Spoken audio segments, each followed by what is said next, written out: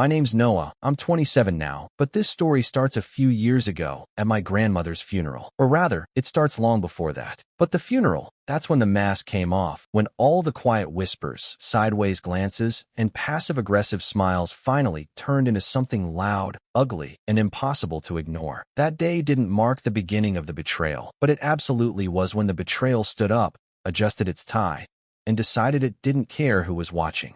Growing up, I always felt like the background character in my own family. My mom, Teresa, had two younger brothers, my uncles Mark and Dean, and together, the three of them formed this little triangle of self-importance that seemed to suck all the air out of every room. I was the quiet kid, the one who stayed out of arguments, the one who didn't speak unless spoken to, and who got good grades but didn't brag about them. My cousins were louder, sportier, more presentable at family dinners. They played into the family pecking order, learning early how to flatter my mom and uncles, echo their opinions, laugh at their jokes. I didn't. I just observed, which, as I'd later learn, made them nervous. The only person who ever really saw me was my grandmother, Evelyn. I called her Nana, even after the others had grown out of it. She had this way of speaking, soft, slow, like every word was meant to matter, and whenever I was around her, I never felt like I had to fight for space. She made room. While my mom scolded me for being too sensitive or too quiet to be taken seriously, Nana would pull me aside and say things like, "Listening is a lost art, Noah. You're going to understand people in a way they never understand you. And that's a gift." I lived for those moments. Every summer, I'd spend 2 weeks at her house upstate, a modest little place with creaky floors, hydrangeas by the window, and a tin of butterscotch candies that never emptied. There was no Wi-Fi, no cable, but I never minded. We'd sit on the porch and just talk. Or rather, she'd talk, and I'd listen. And in return, she listened to me. The rest of the family didn't really get it. My mom liked to complain that Evelyn always babied Noah, and Mark once joked, half laughing, half bitter, that Nana must have thought I was some kind of prophet the way she hung on my every word. I never responded. But inside, I knew why they were like that. Nana didn't shower them with attention the same way. She didn't fake interest in Mark's third failed startup or Dean's third wife. She didn't compliment Mom's new kitchen Reno or like every photo she posted of her dog wearing sunglasses. Nana didn't care about those things. She cared about people, real people, and that made them furious. When she got sick, it was sudden, a stroke, followed by a rapid decline that none of us were prepared for. Well, some of us weren't. My mom and uncles treated it like an inconvenience, something that disrupted their busy lives. Dean flew in once, Mark called twice, and my mom, well, she was too wrapped up in her HOA feud to make more than a single hospital visit. I, on the other hand, spent every weekend there, sitting beside Nana's bed, reading her the letters she used to write but never sent. She'd penned dozens over the years, little observations, memories, even secrets.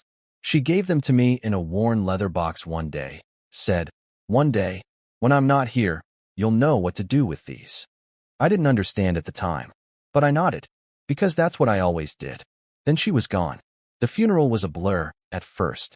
It was held at St. Catherine's, a small church that smelled like old hymn books and polished wood. I showed up early, wearing the same navy suit I'd worn to my college graduation, and stood quietly near the back while people filtered in. My mom arrived with a dramatic sigh and a designer handbag that probably cost more than my monthly rent. Mark trailed behind her, muttering something about parking, and Dean made a beeline for the front pew like it was his name engraved on the marble. I stayed where I was, out of the way, watching. That's when I heard it. "Let's keep him away from the front." He was never really close to her, my mom said, loud enough that heads turned. Her voice had that sharp, performative tone she used when she wanted people to hear something without having to say it twice. My Uncle Mark nodded, smirking like they were in on some private joke. "He's just here for the inheritance," he added casually, like I was some vulture circling the casket. The words hit harder than I expected, not because I believed them, but because they did.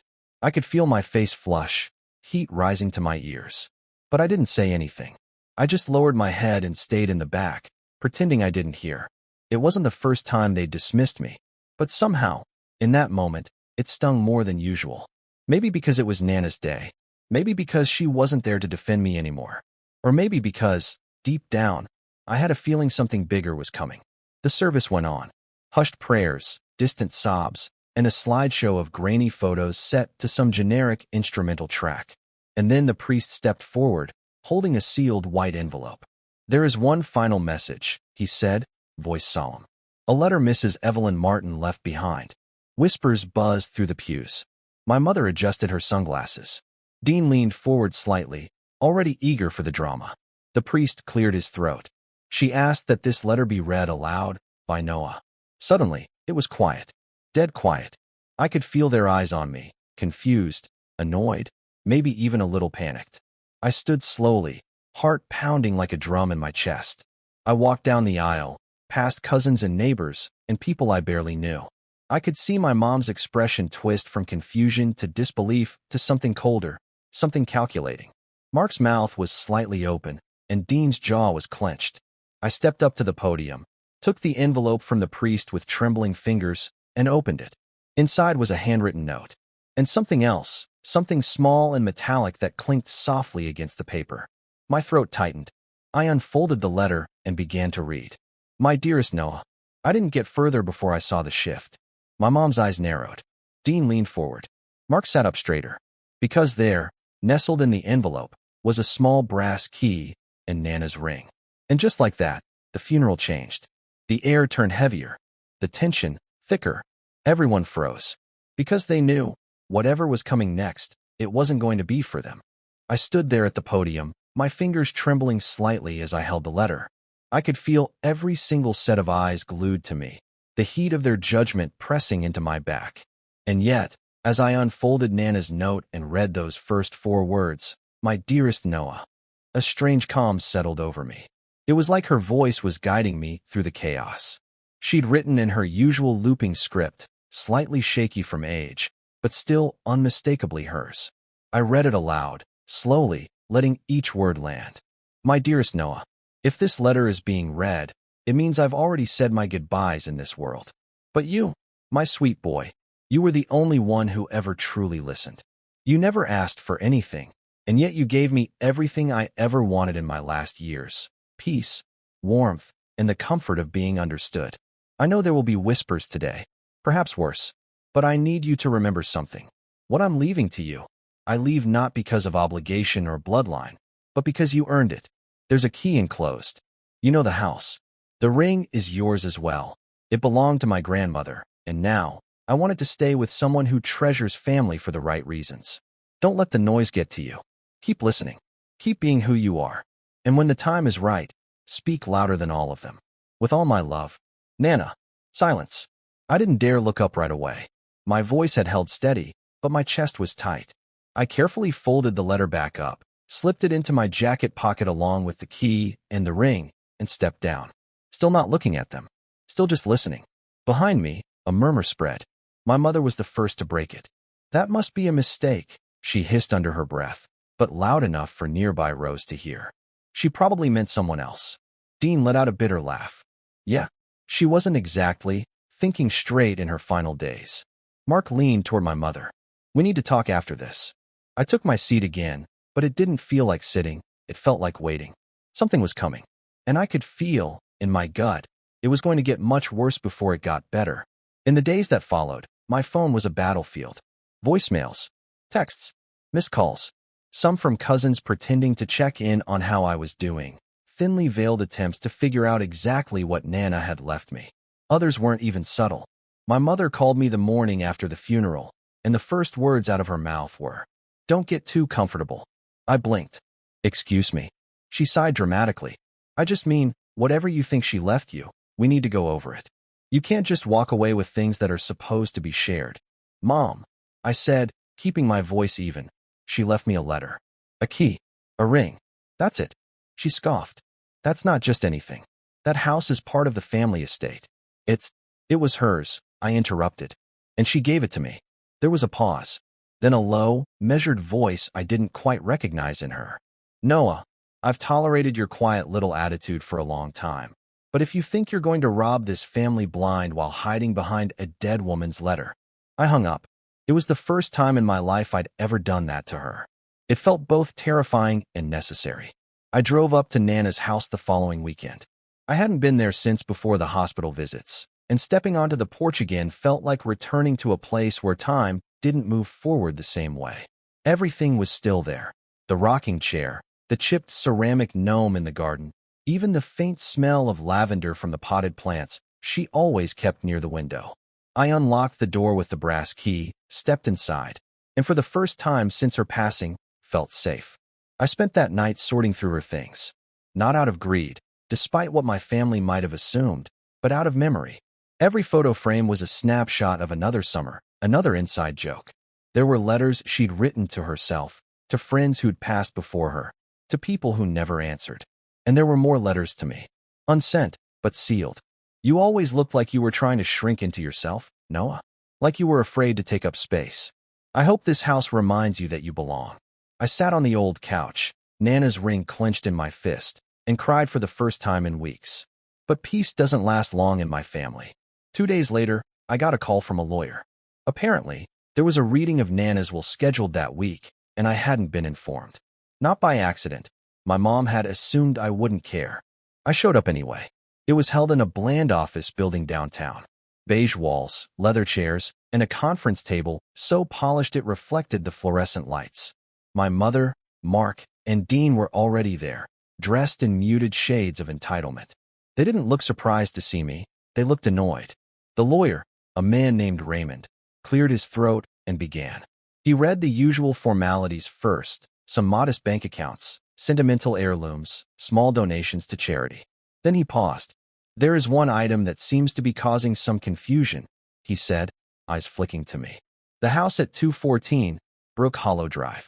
Dean leaned forward. Yes, that should go to the 3 children, correct? Raymond shook his head. No. Mrs. Evelyn Martin signed a transfer of ownership 6 months prior to her passing. The property is no longer part of the estate. It belongs solely to Mr. Noah Martin. Mark's mouth dropped open. No, that can't be right. My mom's voice turned sharp. She must have been manipulated. She wasn't in her right mind. Raymond didn't flinch. We have psychiatric evaluations from 3 independent professionals. All confirmed her full capacity at the time of the signing. Dean scoffed. She was old. Old people get confused. Raymond's voice turned cold. She was not confused. She was deliberate. That's when the storm really hit. My mother stood up. You are not keeping that house, Noah. That is family property. It was supposed to be divided. I stood too, finally looking her in the eye. She didn't see it that way. She gave it to me. Her lips curled. You manipulated her. I stared at her, stunned. Are you serious? She was vulnerable. You took advantage. You isolated her. Mark chimed in. You don't even do anything, Noah. You just sit around and pretend to care. It's creepy, honestly. Dean pointed a finger. This is theft. You hear me? You stole from this family.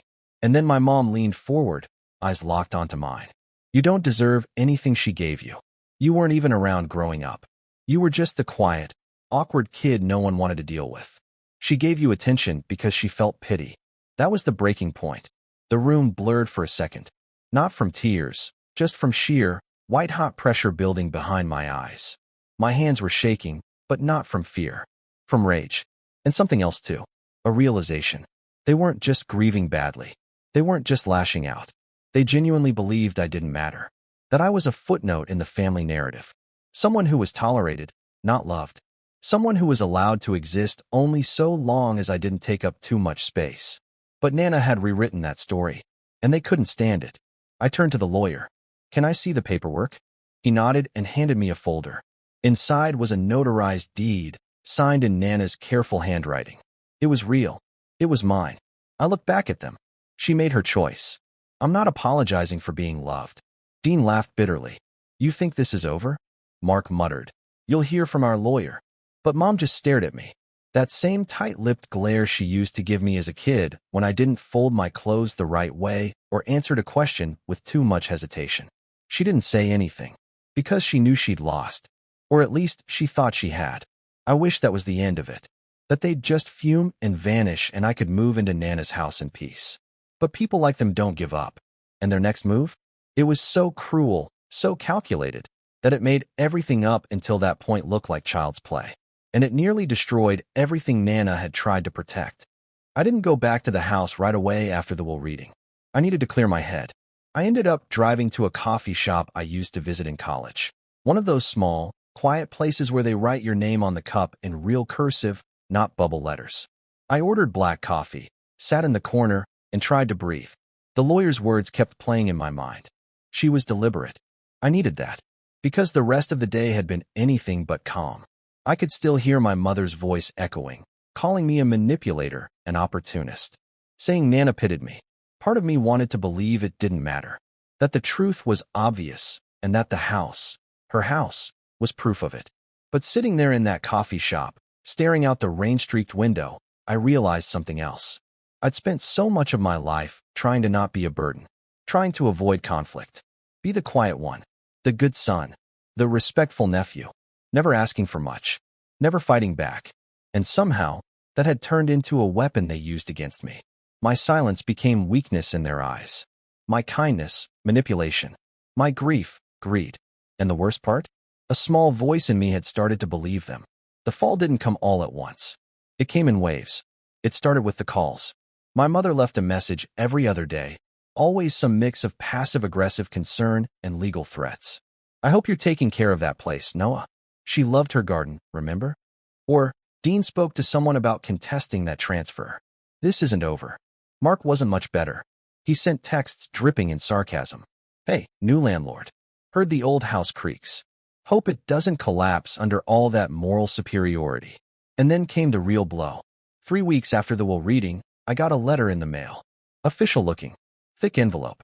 It was a notice of legal action. My uncles and mother were suing to contest the property transfer, citing undue influence and emotional manipulation.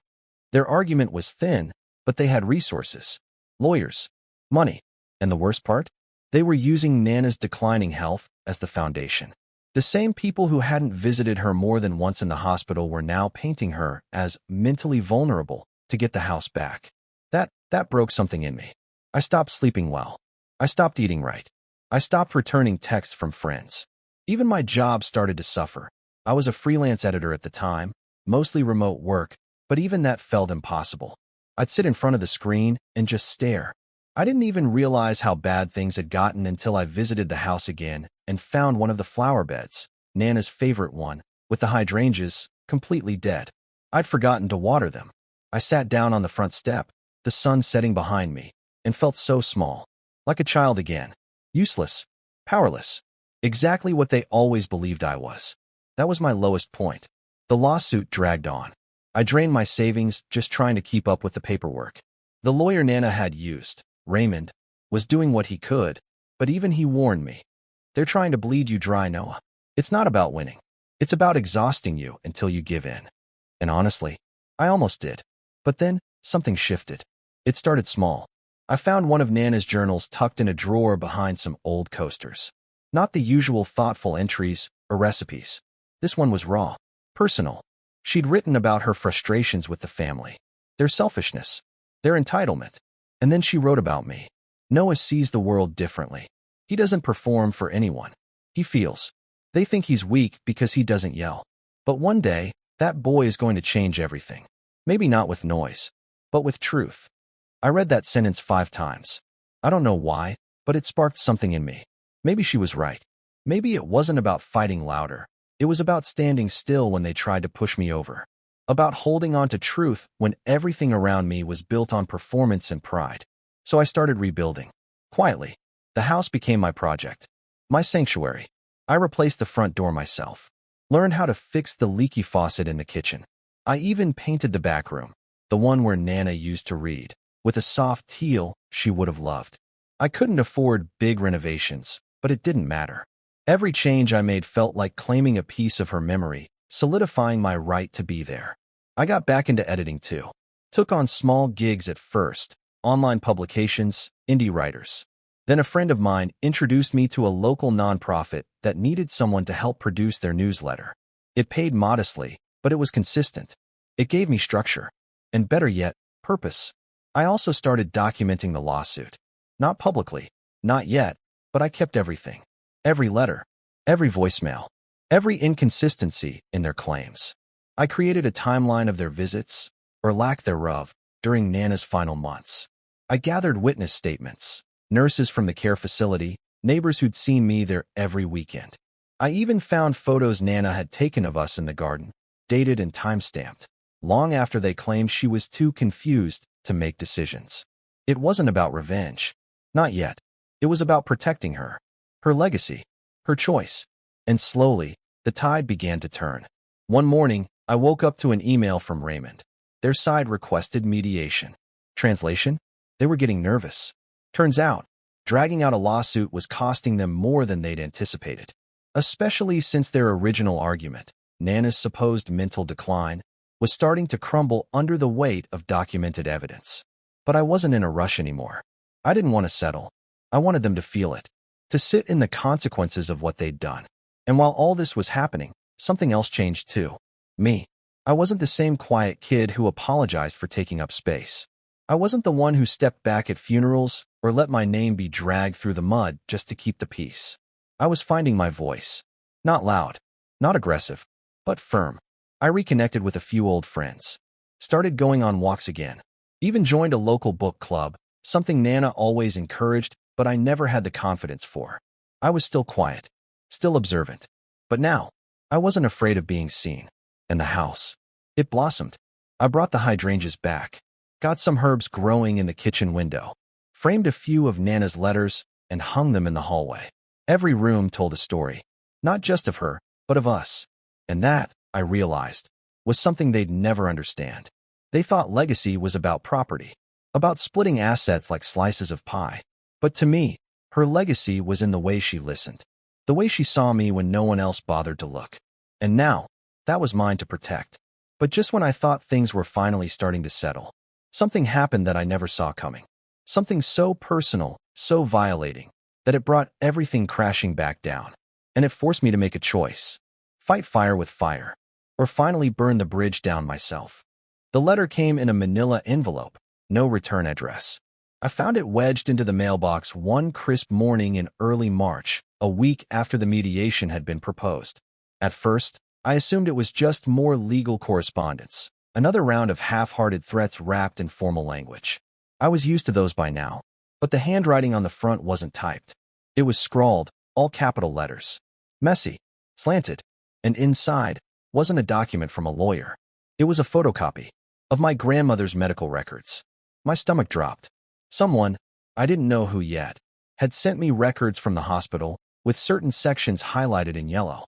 The parts they clearly thought would make me question everything. Her prescriptions, her memory assessments. One doctor's note that vaguely mentioned occasional signs of confusion when under stress. And attached to the records was a single sentence written on a yellow sticky note. She wasn't in her right mind. You know it. No signature. No indication of who sent it. But I didn't need to guess. My family had crossed a lot of lines before. The insults. The accusations. The lawsuit. But this was something else. This was calculated. This was underhanded. And worst of all, it was done to scare me. They were trying to rattle me, make me doubt what I knew was true. And for a split second, it worked. I sat on the couch for over an hour, holding the packet in my lap, staring at it without moving. That tiny voice came creeping back, the one they'd spent years nurturing in me without ever saying it aloud. What if they're right? What if she made a mistake? What if you didn't deserve this house after all? But then I looked up. On the wall above the fireplace was a framed photo of me and Nana. It had been taken the summer before she passed. I was holding a mug of tea, she was squinting against the sun, and we were both laughing, truly laughing. The date was scribbled on the back. It was a week after the doctor had written his vague note. She hadn't been confused that day. She'd been sharp, present, warm. That wasn't the mind of a woman being manipulated. That was Evelyn Martin, clear-eyed and deliberate. And that's when I knew. If they wanted war, I'd give them one. But not the kind they expected. No yelling. No screaming matches. No shouting across mediation tables. I was going to dismantle them quietly, strategically, piece by piece. Because Nana hadn't raised a fighter. She'd raised a listener. And I had listened. For years. I started with the records. I took the entire packet, the medical forms, the sticky note, and brought them straight to Raymond, Nana's lawyer. He flipped through them with a careful eye, then whistled low under his breath. This wasn't filed through court, he said, tapping the envelope. which means they're trying to rattle you informally before the mediation date. Can we use this? I asked. He nodded slowly. Oh, we can do more than that. If they leaked confidential records, it's a breach of privacy. We can report it. But I told him not yet. I wasn't ready to strike. I was still gathering ammo. I started researching, not just my rights, but theirs. My mother, Mark, and Dean were far from clean. Over the years, I'd heard enough fragments of conversation, half-whispered rumors at holiday dinners, and passive-aggressive barbs to suspect there were skeletons. I just needed to find the closet doors. That's when I made a call I'd been avoiding. To someone who knew all their worst habits, from inside the circle. My cousin Ellie. Ellie was Mark's daughter, 2 years younger than me. We weren't especially close growing up. She was always the pretty, polished, people-pleasing type. But I remembered her once crying on the phone to Nana after Mark cut off her college fund because she wasn't performing well enough in school. And I remembered Nana helping her quietly, behind everyone's back. She'd always been protective of Ellie, even when the rest of the family dismissed her as weak or dramatic. So I called. She didn't pick up right away, but an hour later, she texted. Didn't expect to hear from you. You okay? I texted back. Not really, but I think you're one of the only people who'd understand. She agreed to meet me at a diner halfway between our cities. We sat in a booth, ordered greasy hash browns and burnt coffee, and talked for almost 2 hours. And what she told me, it was everything I needed. Turns out, Mark had been skimming from one of the family trusts for years, money originally set aside for Nana's long-term care, which she'd later refused when she decided to live modestly. Instead of returning the funds to the estate, Mark had quietly redirected them into his failing startup. The paper trail was messy, but Ellie had access to some of the bank emails from when she was helping him with documents years ago. Dean, meanwhile, had quietly filed for bankruptcy twice, once under his name, once using a shell LLC. That alone wouldn't be a bombshell, except that he'd been claiming to the court during the lawsuit that he was financially stable, in hopes of arguing for equitable property distribution. And my mother?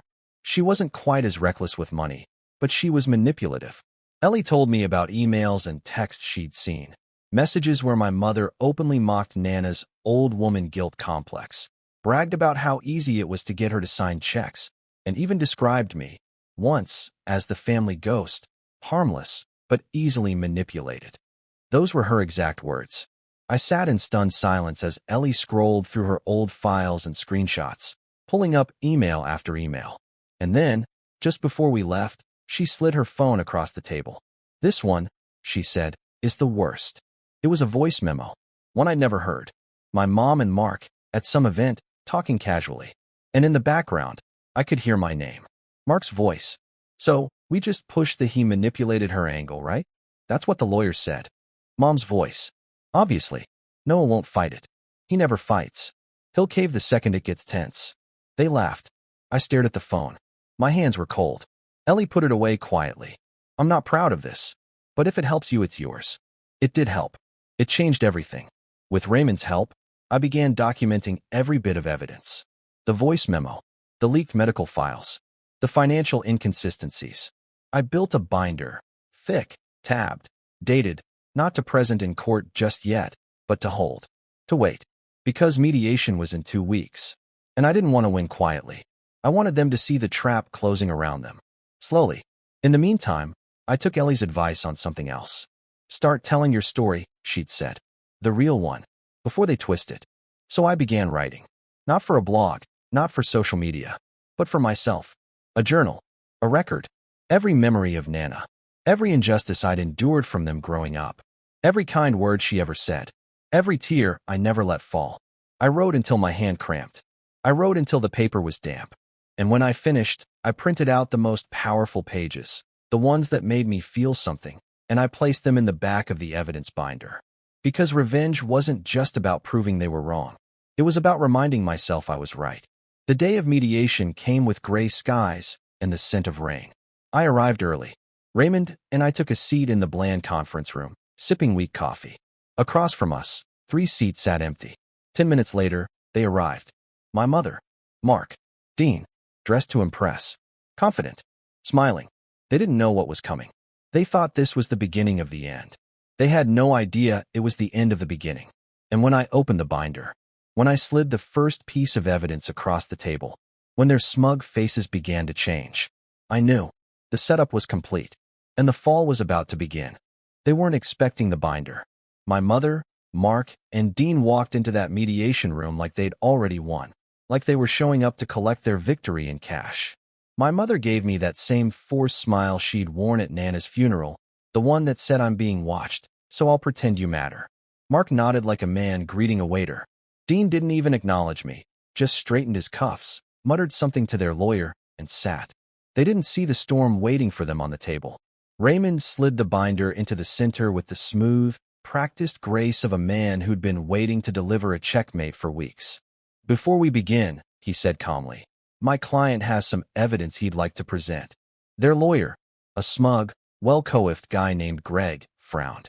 "We were under the impression this meeting was to discuss a settlement, not open discovery." Raymond gave him a polite smile. "You were under the wrong impression. I didn't say a word. I just opened the binder." First tab, the voice memo. Raymond hit play on the little speaker he'd brought. The recording filled the room. Mark's voice, unmistakable. "So, we just pushed the he manipulated her angle, right? That's what the lawyer said."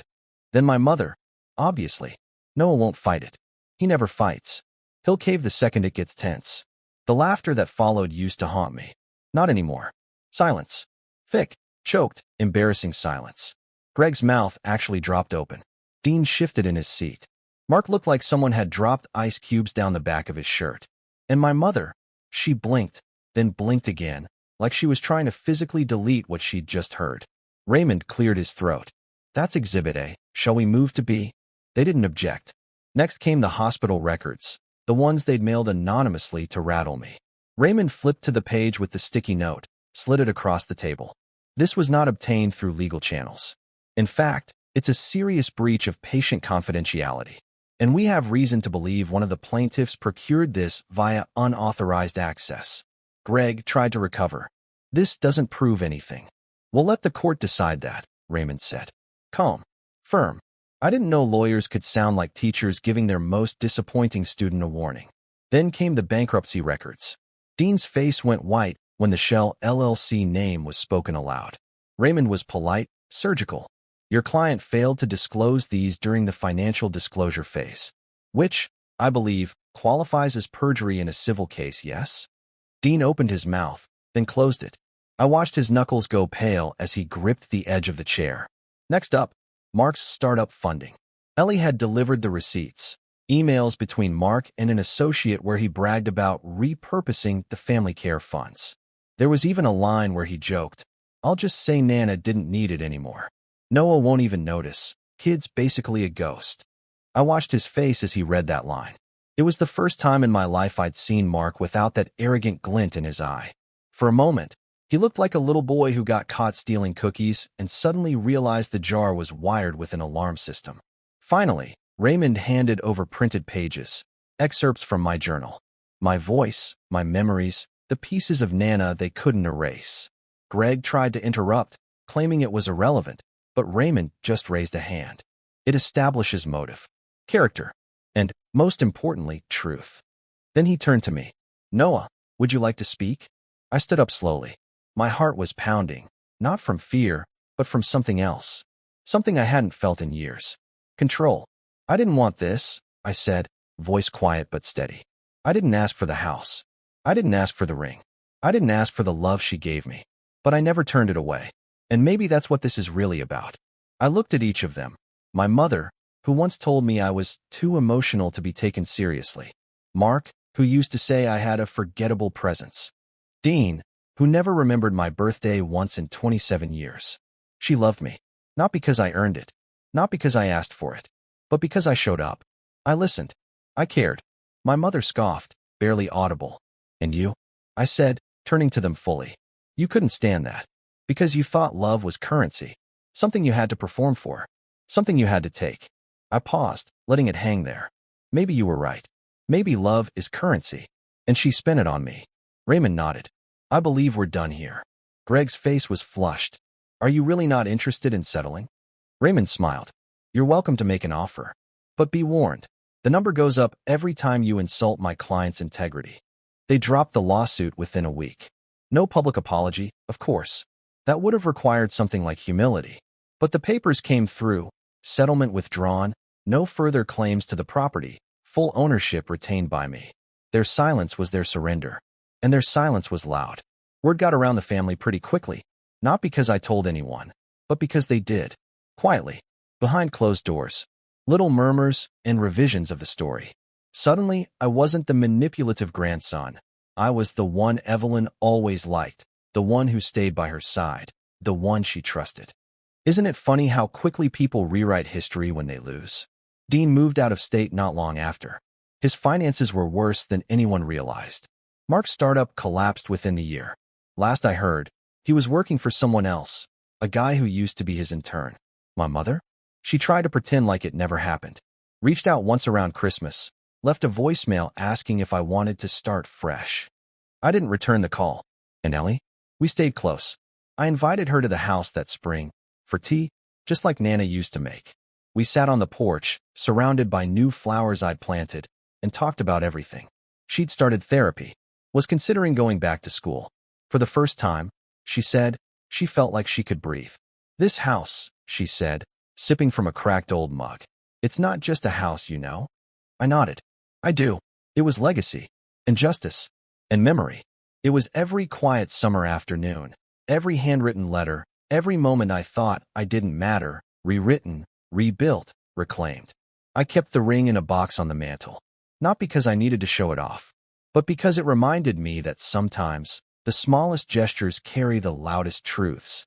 Nana was right. Listening is a lost art. But I never stopped listening.